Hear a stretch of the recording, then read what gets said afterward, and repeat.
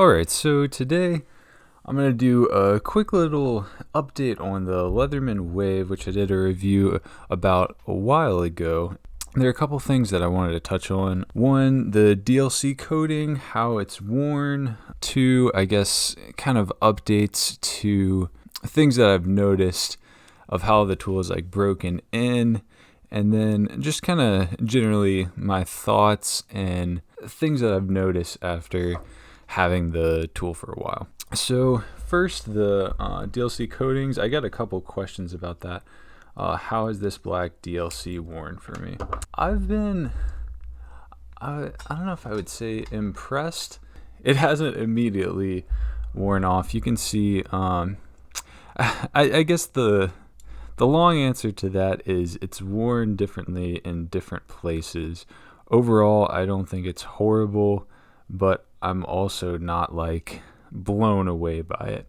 Some notable places that it has worn pretty bad are, you can see up here on these like pivots for the, I guess, butterfly mechanism. I don't know why these two opposite ends. Maybe because that's the blade. The blades are closer to those. I don't know, but those have worn away, where you can see a lot of scratches on them. These scales actually have stayed pretty well coated. You can see right here, that's where the pocket clip rests, so I can understand why that's worn away. The pocket clip has that coating has not lasted very well at all, but I don't think that that's a DLC coating. I would guess that's just like a black wash or something based on how it's worn. I don't know that. I would have to look at it to see, but I don't know. I suppose it's a Leatherman pocket clip, so I would wish for better, but I suppose since it's not part of the tool, that would be sort of a separate thing. It's not worn nearly as well as like my bug out clip here, which you can see only has some like missing little pieces on the corners. I'll go through the tools really quick and kind of show how they've worn. You can see serrated blade. There's some scratches on there. Overall, the coating is holding up fine. And I cleaned this pretty well first with some dishwashing liquid to just get all the gunk off of there, and then with some Benchmade Blue Lube for something to kind of keep it oiled and stuff. Saw blade, not much wear, and I have used that a good bit. The main blade actually holding up pretty well. It seems more stained. You can see these areas where it's like worn sort of unevenly, but it's not like coming off altogether, like some crappy black washes that you'll see. The file, it's only down here on the bottom, so there's not much to say about that. The jaws have done pretty well. You can see on the inside, obviously, sorry, I'll try to hold this a little closer to the camera so you can see. In here, obviously, where I've been gripping things on the corner, and a little bit of metal has been taken away, the black washes come with it. But actually, the outside of the jaws are pretty clean, even though I've used these for like steel cable and wire. I've like literally grabbed nails with it and twisted the tool like this to pull the nail out. So that's pretty impressive. I had this as I was doing general contracting work a while ago. I don't do that anymore, but it's seen some hard use. Well, not like I haven't beaten on the thing, but I've used it in like a everyday outdoor work context. You can see like the bit obviously is wearing off, but I don't think that's the same kind of coating again. The bit holder is actually pretty perfect.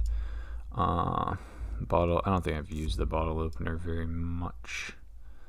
Bottle can opener combo. I suppose there's a little wear on there.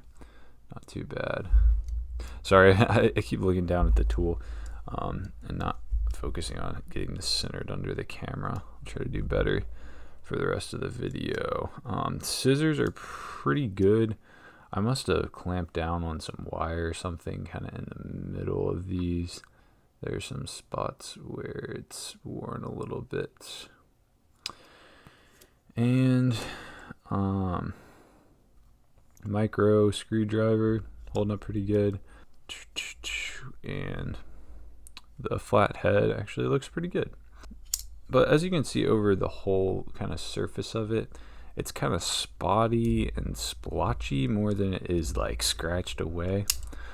So overall, I would say, I don't know, I'd rate the DLC on this like a, I don't know. I can't even rate it on like a scale of 1 to 10 because I haven't used all that many DLC coded products, so I can't really say like how this would stack up against it. I can say, going back and purchasing the tool again, I don't think I would get the DLC coded version. I don't think it looks bad here. And to be fair, the stainless steel is going to show scratches too. But I do think the stainless steel is going to look just better in the long term as far as finishing goes. Another thing, I'm pretty sure this is using the same steel as the non-DLC coded version, so I would assume you don't need to worry about, like, if this were an M4 steel or something that's like susceptible to corrosion, then it would make sense that you would want a DLC on it so that it doesn't get corroded. But if it's stainless steel, it's not like you need the coating anyway. And some other thoughts generally about like how this thing has worn over the few months that I've had it. Has it been, I think it's been close to a year that I've had it. I don't remember. Honestly, I don't remember. I'll throw that in when I edit it, exactly how long I've had this thing. Yeah, I'm not good with remembering dates and stuff like that. One of the things that I guess was maybe controversial about my first review of this thing was my comments on the plier action, because that was one of the things that I was not a fan of, and I was hoping that it would break in some more. I think that might have to do with the DLC coding being in this like pivot, in this pinned pivot, because if it's coated on the inside of there, I can see how the action would not be smooth. And I got to handle a Leatherman free in I went to like Cabela's because I go there to like handle knives in person sometimes randomly when I get bored. And I noticed that pivot on the free, I handled one of the non-DLC ones. I don't even know if the free comes in DLC. And that part of the pivot was a lot smoother. I did notice that this part of the pivot where it turns this way was actually a lot stiffer, and I was not really a fan of that. It might have just been the version that they had. I mean the model. The exact one that they had in the store might have been like had issues with it or something. But anyway, what I wanted to clarify about that is I have no issue with, like, I really appreciate that the jaws on here lock, like they're very precise in the tip. There's not like side to side play. That's great. I think the shape of them is great. The strength of them is great. You can do a lot between the thin tips of them, the thicker middle, and having wire cutters in there. I don't have any issues with the design of the plier head and the strength of it. I took issue with it when my, I don't know, $30, $40 Gerber suspension had a much nicer handle.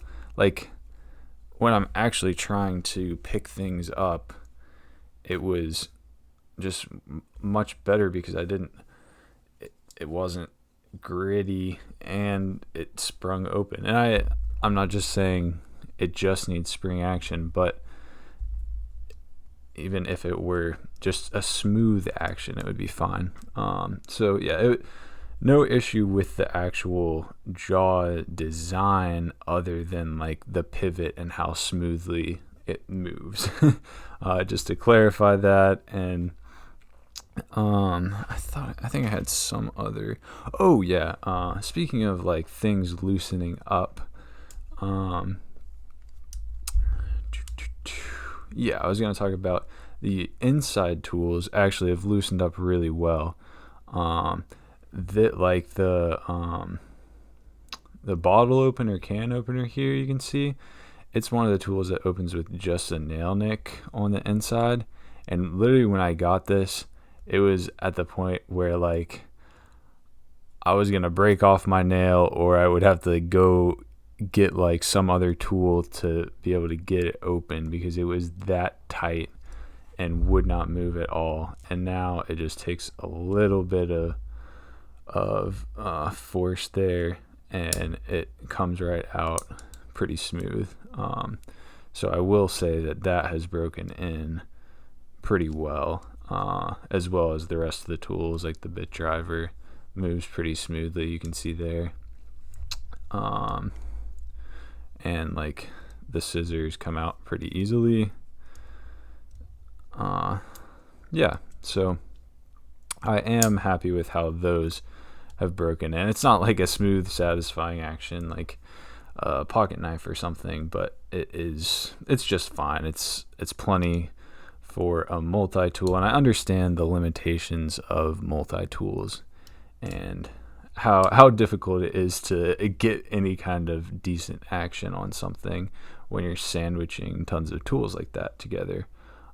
You don't have space for stuff like washers and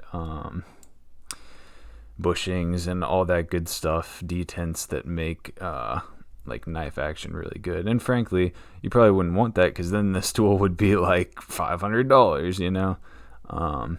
Yeah, those are kind of my thoughts generally. I'm going to take some really good, I already took some pictures of the wave and I'll upload those. I wanted to do it yesterday, and I apologize for not being more timely about getting this out. But last night we had a big storm and the Wi-Fi got knocked out, so I had no way to upload things from my PC where I work. But anyway, I took good pictures of this and each tool, so I'll go and edit those where if you're curious about how the coating has worn and looking at that up closer than like this. Yeah, there you can kind of see pretty well. I'll upload those to my Unsplash and link them in the description of the video. So if you're curious about seeing things up closer, you can look at those. And I'm going to try to start doing that for all my reviews and stuff. So just because the like 1080p quality of the like a picture on the screen during the video is fine, but it's not, I don't think it's good enough to really show the details. So yeah, hopefully that answers y'all's questions, and I apologize for not getting that out sooner. And yeah, I hope you guys find that helpful. Leave a comment and a like or a dislike if you liked or didn't like the video. I appreciate getting y'all's comments, and I've been really happy to see the Leatherman wave video that I made get some views. I really appreciate anyone who's taken the time to watch my videos all the way through. I know some of them are super long because I just ramble like this, but hopefully you find some insight that you might not find in someone else's videos. So yeah, thanks for watching. Have a great day. See ya.